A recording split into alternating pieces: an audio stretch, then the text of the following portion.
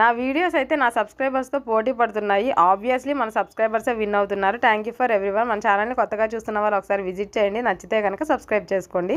నేను 375 video post చేసినప్పుడు 375 subscribers ఉన్నారు. ఇప్పుడైతే కొంచెం పెరుగుతూ ఉన్నారు. నేను ఛానల్ స్టార్ట్ చేసి 2 ఇయర్స్ అయినా కూడా సబ్స్క్రైబర్స్ ఎక్కువ పెరగట్లేదు రీచ్.